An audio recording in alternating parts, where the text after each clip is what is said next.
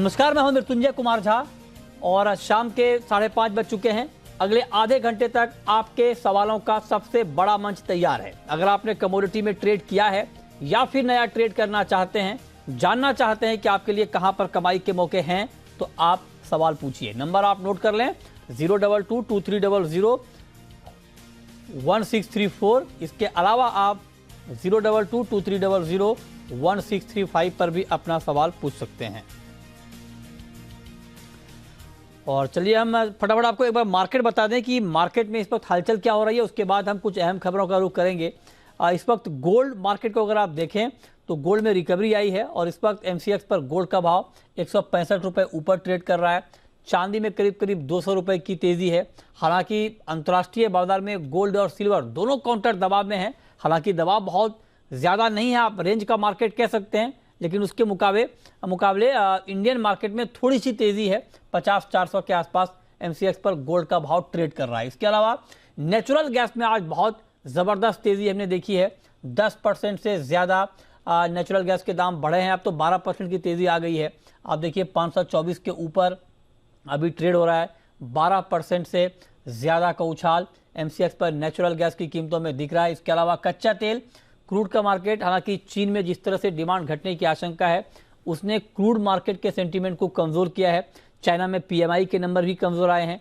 Corona के मामले तो बढ़ ही रहे हैं। ये दोनों खबरें मार्केट के लिए निगेटिव हैं, लिहाजा उसका इम्पैक्ट हम साफ तौर पर कच्चे तेल की कीमतों पर इस वक्त देख पा रहे हैं। ब्रेंट और WTI करीब करीब 1.5% नीचे और एमसीएक्स पर कच्चा तेल आधा फीसदी नीचे ट्रेड कर रहा है। मेटल मार्केट को देख लेते हैं फटाफट, वहाँ पर क्या चल रहा है। मेटल में भी आप देखिए कि अंतर्राष्ट्रीय बाजार में जो गिरावट आई, हालांकि उसका उतना इम्पैक्ट इंडियन मार्केट पर नहीं आया, लेकिन फिर भी कॉपर, एल्युमिनियम, लेड, ये सारे के सारे काउंटर मेटल के दबाव में है। लेकिन जिंक में आज गिरावट ज़्यादा है और जिंक की कीमतों में हमने देखा है कि इंट्राडे में एमसीएक्स पर जिंक का भाव करीब करीब 3% लुढ़का और उसके बाद इस वक्त मार्केट करीब करीब 4% नीचे ट्रेड कर रहा है जिंक का। और नवंबर का वायदा 253 के आसपास है। जो करंट कॉन्ट्रैक्ट है वहाँ पर 4% के आसपास की गिरावट और नवंबर के कॉन्ट्रैक्ट में 3% के आसपास की गिरावट। तो ये ताज़ा हाल कमोडिटी मार्केट का इस वक्त का। लेकिन अब आपको बताते हैं एक महत्वपूर्ण खबर, और खबर ये है, आपको याद होगा कि सरकार ने महंगाई कम करने के लिए, तेल और तिलहन की कीमतों पर काबू पाने के लिए स्टॉक लिमिट लगाने का फैसला लिया था। लेकिन अब हमें खबर मिली है कि ये स्टॉक लिमिट जल्द हट सकती है। पहले सुनिए फिर चर्चा। सबसे उच्चतम कीमतें थी उससे काफ़ी हद तक नीचे आ गई हैं, कंट्रोल है प्राइसेस। लेकिन लगातार डिमांड है इंडस्ट्री की भी कि इस पर जो स्टॉक लिमिट लगाई है सरकार ने, अगर उसको हटा देती है तो वो उनके लिए थोड़ा राहत की बात होगी, क्योंकि उनका रिक्वायरमेंट बहुत ज़्यादा है और स्टॉक लिमिट की वजह से वो उसको कम प्रोक्योर कर पा रहे हैं। तो क्या इसको हटाने पर हमने कोई विचार किया है? देखिए, इसके ऊपर भी जो कमेटी ऑफ मिनिस्टर्स है उसने फैसला लिया है और फेवरेबल फैसला लिया है कि जो होलसेलर्स हैं और जो बिग चेन रिटेल है उस पे से स्टॉक लिमिट को फ़िलहाल हटाया जाए, जो वस्तु स्थिति इस समय की बनी हुई है। और उस नोटिफिकेशन को जारी करने के लिए कार्रवाई शुरू हो चुकी है। हमें उम्मीद है बहुत जल्दी उसका भी नोटिफिकेशन जारी हो जाएगा। फ्यूचर ट्रेड कुछ कमोडिटीज़ का हमने बंद किया था, उनको शुरू करने को लेकर डिमांड भी थी, उस पर एक चर्चा भी सरकार की तरफ से जारी थी। क्या उसको लेकर अपडेट है, अगर हम जानना चाहें? कमेटी ऑफ मिनिस्टर्स ने ऑलरेडी इसके ऊपर एक ग्रुप को कॉन्स्टिट्यूट किया है, जिसको department of economic affairs lead कर रहा है, जिसमें सभी विभाग के लोग हैं। और जो भारत में इस समय कमोडिटीज़ की प्राइसेस की पोजीशन है, मार्केट की पोजीशन है, प्रोडक्शन की पोजीशन है, इंपोर्ट एक्सपोर्ट पॉलिसी की पोजीशन है, उन सभी चीज़ों को मद्देनज़र रखते हुए फ्यूचर ट्रेडिंग के ऊपर क्या फ़ैसला होना चाहिए, वो कमेटी को जिम्मेदारी दी गई है कि इन सारे विषयों को अध्ययन करके और वो अपनी रिपोर्ट दें और अपनी रिकमेंडेशंस दें। तो ये आपने सुना फूड सेक्रेटरी को। हमारे साथ अभी जो हमारे संवाददाता अमरीश पांडे ने उनसे एक्सक्लूसिव बातचीत की और उन्होंने साफ तौर पे कहा कि स्टॉक लिमिट हटाने का काम बहुत तेज़ी से चल रहा है और इसको लेकर जल्द ही आधिकारिक नोटिफिकेशन आ जाएगा। और फ्यूचर ट्रेड पर उन्होंने ये कहा कि एक कमेटी बनाई गई है और कमेटी इस पूरे मामले को देख रही है। लेकिन हमें ये भी जानकारी मिली है कि 15 से 20 दिन में ये कमेटी अपनी रिपोर्ट दे सकती है। तो ये दो महत्वपूर्ण खबर, और इस पर बात करने के लिए हमारे साथ हेमंत बंसल साहब हैं, वाइस प्रेसिडेंट IVPA के, Indian vegetable oil producer association के अनिल छतर हैं, ज्वाइंट सेक्रेटरी मोपा के, मस्टर्ड ऑयल प्रोड्यूसर एसोसिएशन के अमित खरे हैं GCL के, और अनुज गुप्ता हैं IIFL सिक्योरिटीज़ के। आप सभी का बहुत बहुत स्वागत है। बंसल जी, आपके लिए बड़ी अच्छी खबर लेकर हम लोग आए हैं, एक्सक्लूसिव खबर कि स्टॉक लिमिट हट सकती है। क्या रिएक्शन है आपका पहला? नमस्कार संजय जी, ये एक बहुत अच्छी डेवलपमेंट है कि गवर्नमेंट स्टॉक लिमिट्स को जो एकदम लगा दी गई थी उसे रिव्यू करने पे वापस विचार कर रही है। एज एन IVPA भी हमने गवर्नमेंट को ये लिखा है कि इसको रिव्यू करा जाए। जहां तक तेलों की स्टॉक लिमिट हटाने की बात है वो बिल्कुल इसके लिए बहुत ही अच्छा रहेगा। सप्लाई चेन और स्मूथ होगी, जो भी मार्केट में कुछ हद तक थोड़ी बहुत शॉर्टेज हो गई थी तेलों की वो भी खत्म होगी, और जिससे सारे जो रिटेलर, होलसेलर, मॉडर्न ट्रेड सारे लोग एक ठीक मात्रा में तेल रख पाएंगे और कंज्यूमर को एक अच्छे दामों पर अवेलेबल रहेगा। जहां तक ऑयल सीड्स पे स्टॉक लिमिट की बात है, वहां पे थोड़ा सा मैं एक अपना एक पक्ष रखना चाहूंगा कि ऑयल सीड्स पे स्टॉक लिमिट एक फेज्ड मैनर में और सोचे समझे एक तरीके से हटाई जाए, वरना मतलब उसको डिटेल जो भी इंटरमीडिएटरीज हैं, होलसेलर्स हैं, कमीशन एजेंट्स हैं, जो आपके इंटरमीडिएटरीज हैं, कंपनीज हैं, इन सबको देखते हुए एक उसका एक सबके लिए एक सीमा तय की जाए और उसके अंतर्गत क्यों बंसल जी तेल पर हटा ली जाए और तिलहन पर आप बड़ा रिजर्वेशन रख रहे हैं, क्यों? इसमें ये नहीं होना चाहिए कि वापस देखिए, ये जो तिलहन जो है ये इकोसिस्टम है जो फार्मर, प्लांट प्रोसेसर्स, पोल्ट्री और सबके लिए एक सही प्राइसेस रहना जरूरी है अगर ये इकोसिस्टम सही तरीके से चले। नहीं सर, ये क्या बात हुई? मतलब किसानों की बात आ रही तो आप इकोसिस्टम की बात कर रहे हैं। भाई अल्टीमेटली सीड कौन बेचेगा? किसान बेचेगा। तो अगर मान लीजिए वहां पर स्टॉक लिमिट हटती है तो किसानों को अच्छा भाव मिलेगा, इसमें क्या आपत्ति है आपको? देखिए मृत्युंजय जी, किसानों को हमेशा भाव अच्छा मिले वो मेरी पर्सनल और कंपनी की भी एक और हमारी ऑर्गेनाइज IVPA एसोसिएशन की भी एक प्राथमिकता है। बट जैसा कि हमारे पहले भी डिस्कशंस में हुआ कि गवर्नमेंट ने स्टॉक लिमिट लगाई क्यों थी, क्योंकि ये प्राइसेस एबनॉर्मल हाई हो गए थे।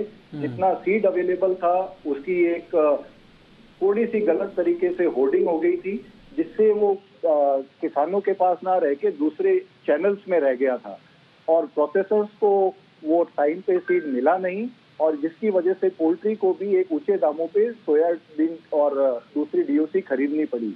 तो मैं ये नहीं कह रहा हूँ कि स्टॉक लिमिट नहीं होनी चाहिए, बट स्टॉक लिमिट सारी जो इंटरमीडिएटरीज हैं उनमें एक कैलकुलेटेड तरीके से उनके मापदंड तय करने चाहिए। मेरा इसमें सिर्फ कहने का ये है ताकि किसानों को भी अच्छे भाव मिल सके, प्रोसेसर्स भी अपना प्लांट चला पाएं और पोल्ट्री इंडस्ट्री को भी एक रीजनेबल रेट्स पे मील मिलता रहे, ताकि दोबारा नौबत ये नहीं आए कि सरकार को फिर जाके एक बार ये स्टॉक लिमिट लगानी पड़े। चलिए मैं आऊंगा उस पर सर, और भी सवाल हैं आपसे पूछने के लिए। हमारे साथ अनिल छतर साहब हैं जो कि ज्वाइंट सेक्रेटरी हैं मोपा के।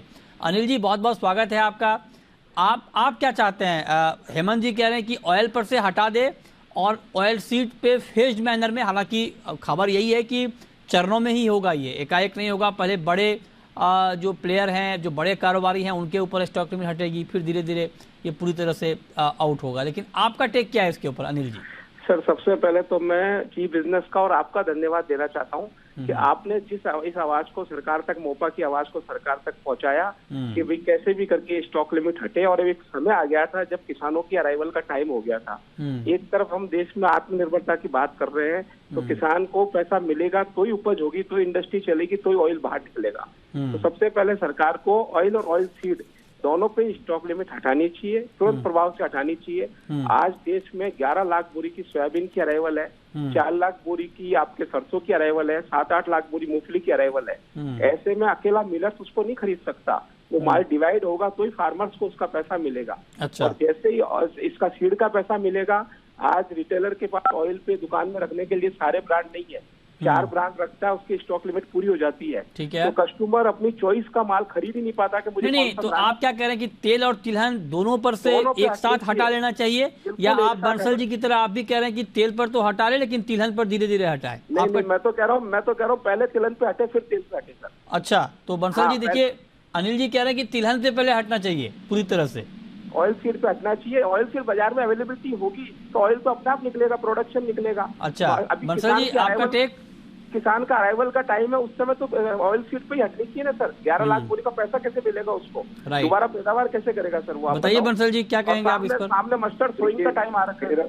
मेरा तो मृत्युंजय जी ये कहना है, आज 11 लाख बोरी की अराइवल भी होगी है। मैं विचारों से कोई डिफरेंट मत नहीं रखता हूँ, बट जो 11 लाख बोरी की अराइवल भी हो गई है, आज हम पूरे भाव बोल के बैठे हैं, जितने भी माल लिखाना हो लिखाइए सारे प्लांट, और फिर भी सारा माल एब्जॉर्ब हो जा रहा है।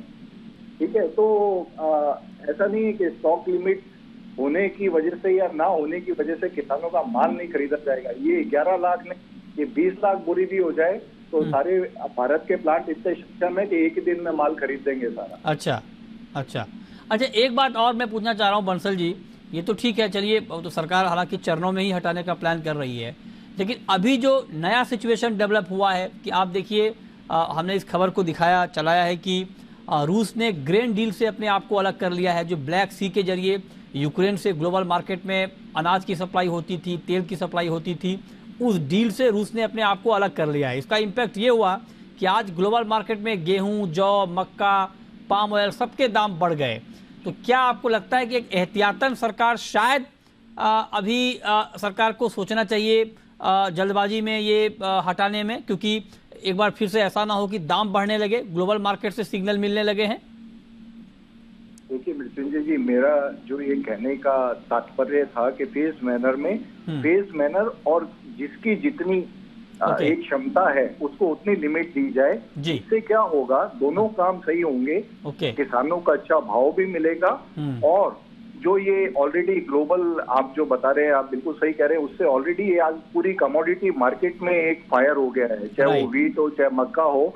और एकदम अगर स्टॉक लिमिट हटी सारी, मतलब पहले दिन से जीरो कर दी, सबको पहले जैसा कर दिया, तो ये सिचुएशन यहाँ इंडिया में दोबारा पैदा हो सकती है कि जो भी तिलहनों के भाव हो वो सारे लोग उसे होल्ड कर दें और ये सिचुएशन इंडिया में पैदा हो जाए। Right sir. फिर लास्ट क्वेश्चन अनिल जी आपसे, इस वक्त मस्टर्ड, सोयाबीन और ग्राउंडनट, इसकी सप्लाई की सिचुएशन क्या है सर अनिल जी इस वक्त मार्केट में? सर अभी इस समय सप्लाई अच्छी चालू है। कारण क्या है कि सोयाबीन और ग्राउंडनट की तो अभी सीजन है अराइवल का, फार्मर का वो आ रहा है, और दूसरा मस्टर्ड की अराइवल इसलिए बढ़ी है कि सोइंग बढ़ गई है, मस्टर्ड की सोइंग का टाइम है, तो सोइंग के समय एक बार किसान निकालता है।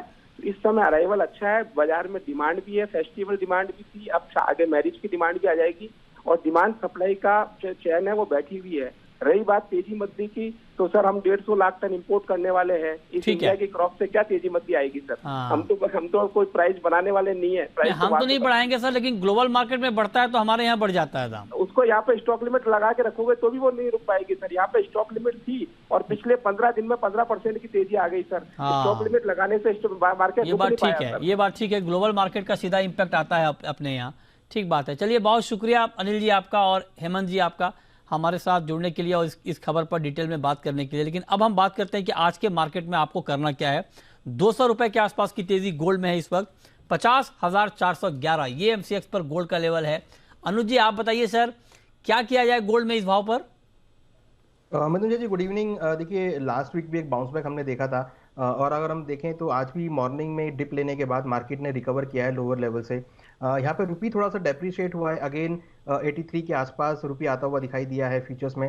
वहीं अगर हम इंटरनेशनल मार्केट की बात करें तो $1640 के आसपास गोल्ड ट्रेड कर रहा है, तो लोअर लेवल से खरीदारी हमने देखी है। हमें लगता है कि अभी गोल्ड अगर हम देखें तो क्योंकि फेस्टिवल सीजन जा चुका है तो एक मार्केट रेंज में रह सकता है, नीचे करीबन 50,000 और ऊपर में 50,700, ये रेंज मार्केट ने टाइट रेंज बनाई है, और इस रेंज में हमें लगता है कि मार्केट मूव करता हुआ दिखाई देगा। तो जो ट्रेडिंग है वो इस रेंज के बीच में ले सकते हैं, बाय एंड डिप्स की स्ट्रेटेजी गोल्ड में यूज की जा सकती है। राइट। अच्छा, रुपए पर बड़ा महत्वपूर्ण डेवलपमेंट हुआ है, हमने कुछ रिसर्च निकाला है रुपए को लेकर, और ये जानना समझना हमारे ऑडियंस के लिए जरूरी है कि रुपए में इस महीने, पूरे महीने में, अक्टूबर के महीने में हुआ क्या है। तो अक्टूबर के महीने में देखिए आप कि 37 साल की, जी हाँ 37 ईयर में सबसे बड़ी गिरावट डॉलर के मुकाबले रुपए में मंथली गिरावट ये अक्टूबर के महीने में आई है। 1985 के बाद रुपए में सबसे बड़ी मंथली गिरावट है।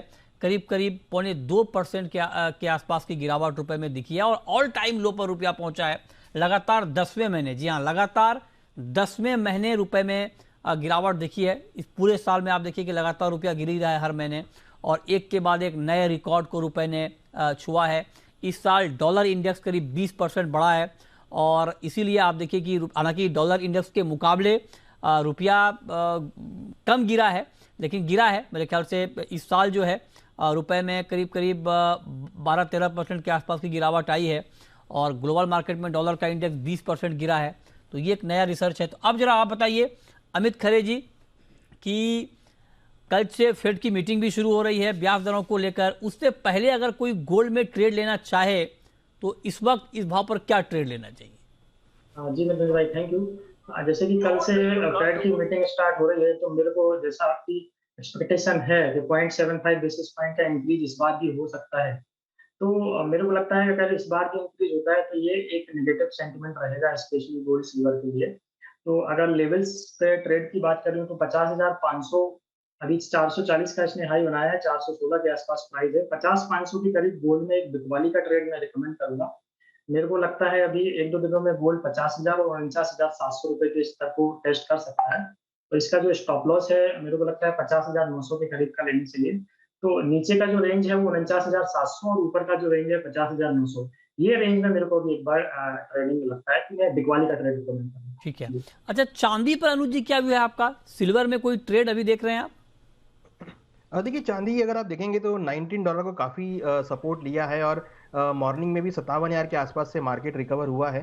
तो यहाँ पर भी बाय एंड डिप्स की स्ट्रैटेजी रहेगी और अगर हम देखें तो गोल्ड सिल्वर दोनों ही अभी फिलहाल एक रेंज में आते हुए दिख रहे हैं। सिल्वर में हमें लगता है कि 57,200 57,100 के आसपास खरीदारी कर सकते हैं। 56,500 का स्टॉप लॉस है, 58,300 तक का टारगेट देखने को मिल सकता है।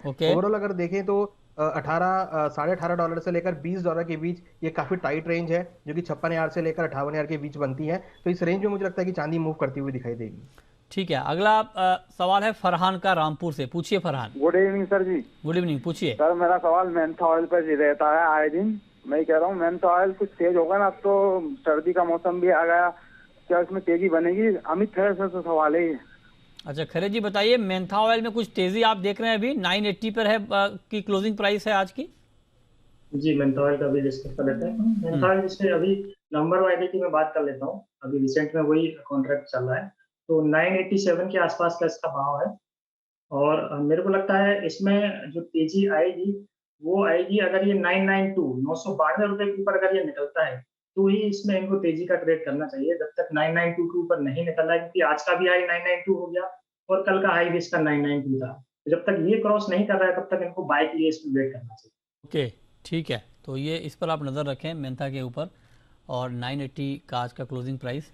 चलिए आगे बढ़ते हैं। अच्छा, क्रूड में अभी अनुज जी क्या करें? कच्चे तेल में गिरावट बढ़ती हुई दिख रही है, चाइना में डिमांड कम है, पीएमआई के नंबर कमज़ोर आए हैं, कल से फेड की मीटिंग भी शुरू हो रही है, उसको भी मार्केट ध्यान में रखकर चल रहा है।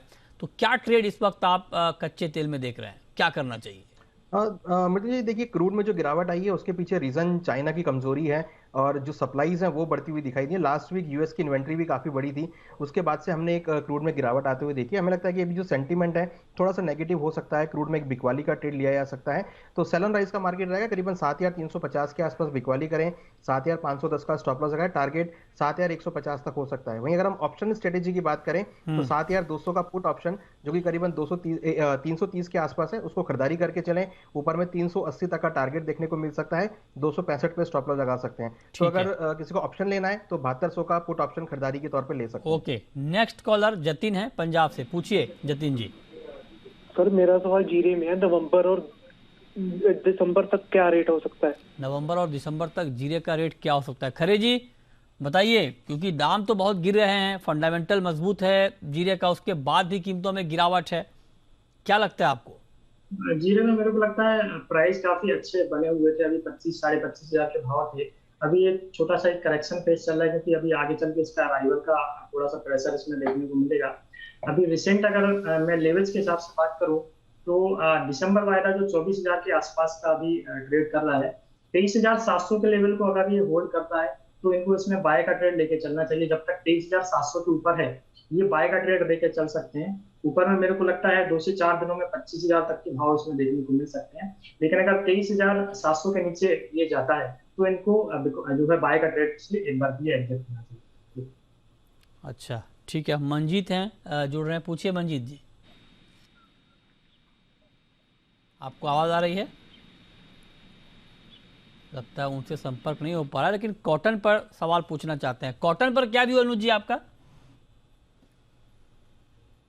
अनुज जी आप म्यूट पे हैं, म्यूट पे। हाँ, हमने जैसा लास्ट टाइम भी देखा था कि कॉटन की जो प्राइसेस है वो नीचे आते हुए दिखे, अराइवल का प्रेशर पूरा है, उसकी वजह से भाव नीचे दिखे हैं। तो अभी हमें लगता है कि कॉटन अगर पर्टिकुलर बात करें तो यहाँ पे सेंटीमेंट नेगेटिव रहेगा और हमें लग रहा है कि एक बार प्राइस 28,000 के लेवल को छू सकता है। बट इसके विपरीत अगर हम कॉटन सीड ऑयल केक को देखें तो वहां पर हमने एक अच्छा बाउंस बैक आते हुए देखा था, जहां पर हमें लगता है कि विंटर डिमांड की वजह से, पशु चारे की डिमांड की वजह से भावों में एक अच्छा सपोर्ट आ सकता है, जो कि ऊपर करीबन 2600 के लेवल को एक बार लीड कर सकता है। तो कॉटन और कॉटन सीड में थोड़ा सा एडवर्स इस बार मुझे ट्रेंड दिख रहा है, जहां कॉटन में बिकवाली कर सकते हैं तो वहीं कॉटन सीड ऑयल केक में खरीदारी का ट्रेड बना के चल सकते हैं। ठीक है, ओके। अच्छा, आज जिंक में गिरावट कुछ ज्यादा है, इसके पीछे कोई खास वजह खरे जी? और क्या जिंक में ये गिरावट और गहरा सकती है, बढ़ सकती है? क्या टेक आपका? जी, मतलब जिंक में जैसा कि चाइना में अभी स्लोडाउन की न्यूज आ रही है और कोविड के केसेस भी अभी थोड़ा सा इंक्रीज हो रहे हैं, चाइना की तरफ से डिमांड भी कम है, तो मेरे को लगता है जिंक की प्राइस नीचे में 246 से 247 रुपए तक आ सकते हैं। अभी मौजूदा भाव 253 के आसपास का है, तो मेरे को लगता है ये लगभग हफ्ते भर में नीचे में 246-47 के भाव आ सकते हैं। तो मैं इनको बिकवाली का ट्रेड ही रिकमेंड करूंगा। ये जो सेलिंग का ट्रेड है 257-58 के करीब इनको बिकवाली का ट्रेड करना चाहिए, जो भी ट्रेडर लेना चाहे। नीचे में 246-47 तक के इसके टारगेट। ओके, ठीक है। तो ये राय आपकी हो गई। अच्छा, एक राय आपकी खरे जी कॉटन पर भी मैं लेना चाहूँगा। कॉटन में आज बहुत तेज गिरावट का माहौल रहा है, करीब 4% आप देखिए कॉटन गिरा हुआ है, 30,770। ये हम नवंबर के कॉन्ट्रैक्ट में कम गिरावट है। अच्छा, ठीक है, एक्सपायरी वाला कॉन्ट्रैक्ट यहाँ पर गिरावट ज़्यादा है, लेकिन फिर भी आपका आउटलुक कॉटन के ऊपर? कॉटन में मेरा ट्रेड भी जो है बिकवाली का ट्रेड है, अभी 28,700 के करीब है। अगर 29,000 के आसपास ये मिलता है तो इनको बिकवाली का ट्रेड लेके चलना चाहिए, ट्रेडर करना चाहे। मेरे को लगता है नीचे में कॉटन में निकट भविष्य में 26,000 तक के भाव भी बन सकते हैं। ठीक है, अगला सवाल कैलाश चंद्र मोदी का है, सदलपुर से। पूछिए कैलाश जी। नमस्कार सर, हैप्पी दिवाली। आपको भी सर, पूछें। कॉपर में सर करंट रेट पे क्या करना चाहिए? कॉपर में करंट रेट पर क्या करना चाहिए, अनुज जी बताइए। बिल्कुल ताजा भाव पर 646.10 ये एमसीएक्स पर कॉपर का बिल्कुल ताजा भाव है, क्या करना चाहिए इस भाव पर?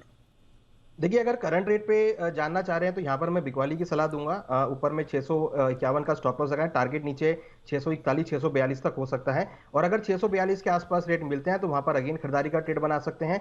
636 का स्टॉप लॉस लगाएं, टारगेट ऊपर में 650 652 तक हो सकता है। तो दोनों साइड का ट्रेड यहाँ पर लिया जा सकता है। चलिए, बहुत शुक्रिया अनुज जी आपका और खरे जी आपका जुड़ने के लिए, बताने के लिए आज कमोडिटी में कहां पर कमाई के मौके बनेंगे और ढेर सारे सवालों के जवाब देने के लिए।